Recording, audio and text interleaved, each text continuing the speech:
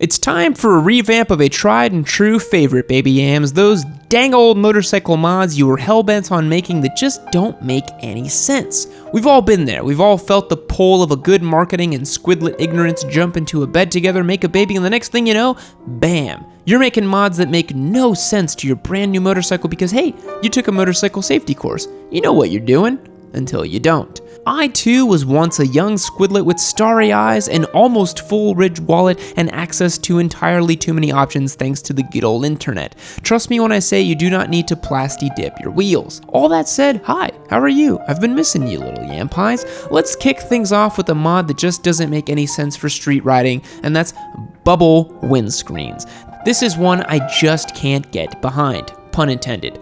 Bubble windscreens just don't make any sense for street riding. The only reason you should realistically be putting one of these guys on your bike is if you like aesthetics or you like racing. Bubble windscreens are good for creating better aerodynamics, sure, but you aren't going to be going fast enough during a regular ride to experience any benefits from it. And if you are riding fast enough to notice a few seconds shaved off your recent commute, you need to get yourself to a track. If you want a bubble windscreen to change up the look of your bike, by all means go ahead and throw some cheddar at one. But if you think it serves a real purpose beyond aesthetics off the track, you got another thing coming. There's a time and a place where certain mods are appropriate and times where they aren't. So just because we say it's useless for street riding doesn't mean it wouldn't make a whole lot of sense on a dedicated track bike. But since it's mostly young noobs who are looking to make these mods, it's pretty unlikely that they're ready to have a dedicated track bike, like yours truly. If you've seen my video about ways to ride for cheap, then you already know how I feel about this next mod, cheap tires. Cheap tires are just bad all the way around. This is definitely not where you want to be trying to save some money. Skip out on the bubble screen and put a decent set of tires on your bike. Considering they're the only thing between you and the pavement, it just doesn't make sense to get the cheapest set of tires you can find, or worse, to get a used set.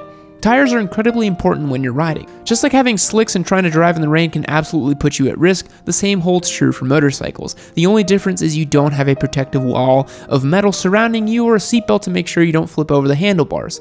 Don't mess around with this one. It could literally mean the difference between life and death if you find yourself on a sketchy patch of road. Your life certainly isn't worth the $50 you're going to save by making poor choices, or maybe it is. At the end of the day, only you can make that call.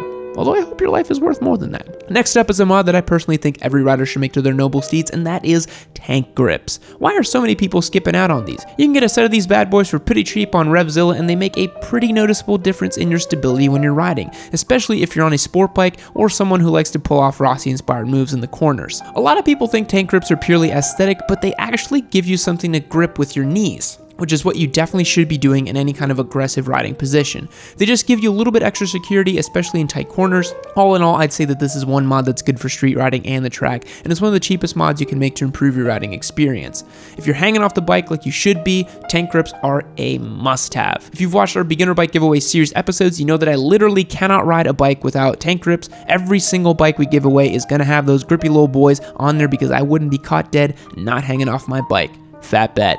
The reason I recommend tank grips is because every reputable track day school and most riding instructors will tell you to grip the tanks with your knees to provide lower body support to allow for free and easy maneuvering of the bars. The bars shouldn't have any weight on them. Think of how you drive your car. You're not white knuckling the steering wheel, so don't white knuckle the throttle.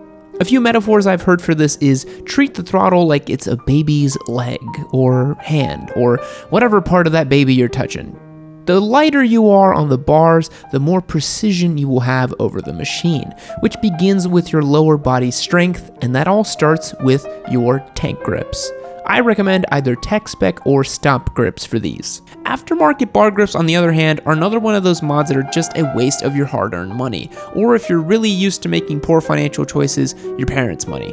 These are an aesthetic preference, so again, if you're in it for changing the look of the bike, then by all means, go get you some. But if you're into the idea of non-slip or thinking it's going to help you control your throttle hand, think again.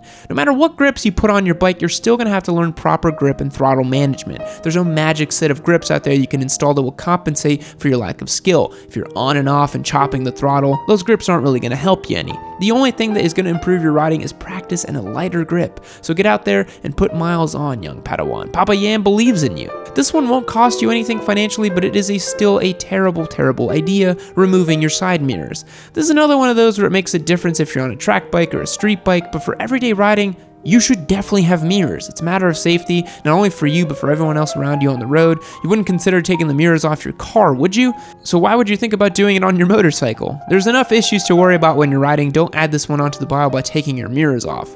Whether you're a noob or a crusty old veteran, safety should still be your top priority, and riding without mirrors is just not the safest way to hit the road. And as a side note, no pun intended, bar-end mirrors just don't really do it for me. I really prefer the stock mirror on a motorcycle and have found bar-end mirrors to reduce the visibility I had. I know that's a relatively unpopular opinion, but I am sticking to it, goddammit. Aftermarket exhausts are going to cost you a pretty penny, and they're a ton of extra work. Not only do you need to buy the exhaust systems and the mount kit, you'll probably also need to add some fuel management system, spend hours mounting everything up, and pray to the motorcycle gods that you did it correctly and the bike doesn't blow up the next time you decide to rev it up. On the flip side, you could pay someone to swap out that exhaust for you, and while that might save you a little bit of time, rest assured it's going to cost you a little bit to do that.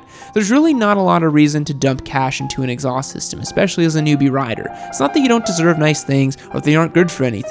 It's simply a matter of not wasting your money. Odds are, as a young squidlet, you're probably going to be on your first bike about 6 months to a year before you decide to move out and try something new. You don't want to waste time and money souping up a ride that you're not going to keep long term. The best thing you can do is have a little bit of patience. Wait until you've been riding for a little bit and found the bike you're going to want to keep. That's the bike you make the performance mods to. That's the bike you really want to invest in, because anything else is really just a waste, and it's going to make it so that the guy that buys your bike that you've purchased is going to get a nice little exhaust for free, because it's not going to increase the value of the bike. So the moral of the story here extends well past aftermarket exhaust. It's really a matter of not making unnecessary performance mods to your beginner bike. We may buy them thinking they're our dream bike or that we're going to keep them forever, but the majority of new riders out there, that's just not the case. Now, recently I've come around and I think slip-on exhausts are a great option for the vast majority of folks who want a little bit of extra sound but don't want to deal with retuning their bike's fuel management system and waking up their neighbors every time they start the bike up. Safety seems to be the underlying theme of this particular episode today, so let's wrap things up with a mod that still cracks me up when I see it.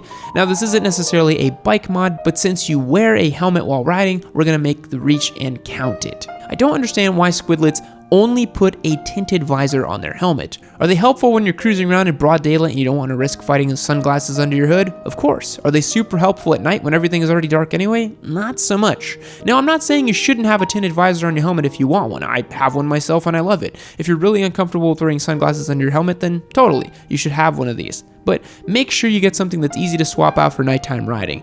If you need tools to swap out your visors, you aren't going to take the time to swap them out every day. We're humans, we're inherently lazy, let's just be honest here. Some helmet companies and visor brands offer 2-in-1s where you just flip the tinted hood inside and cover the clear one when you need it. They're a bit pricier than most helmets, but the ease of use is definitely there. And to be honest, most helmets nowadays have quick release latches for exactly this reason. So, what do you guys think? Have you made any ridiculous mods that seemed amazing at the time when you look back with pangs of regret, kind of like those corduroy pants? Let me know in the comments below. If you're new around here, take a minute to hit that subscribe button and turn your notifications on so you don't miss any of this amazing goodness. Now, this video wouldn't be complete without me mentioning our Patreon. It started out as our beginner bike giveaway, and we still do that. I've got the KGM RC390 ready to go, up for grabs, but really, it's grown to be one of the best communities for motorcyclists on the internet. Imagine a safe place you can come learn about bikes, ask questions, see exclusive content, and hang out with me. That's what our Discord server is. It's a chat room you can access on desktop or mobile, and it works just like Slack or TeamSpeak. Join over 650 members who have signed up. We've got channels specifically for new riders, bike purchases, memes, and more. Oh yeah, you get additional chances to win the bike and you're automatically entered for free. You'll get access to live streams, polls to help us decide what to do with the bikes, and more. We also do weekly $100 gift card drawings for our members. Watch our weekly It Came From Craigslist videos to see how that works. So join us in creating the best exclusive motorcycle community on the internet. Hit the link below or go to patreon.com/YammieNoob to get started. Thanks again for watching. I'll catch you guys next time. See you later. Fact: the national animal of Scotland is a unicorn. Goodbye.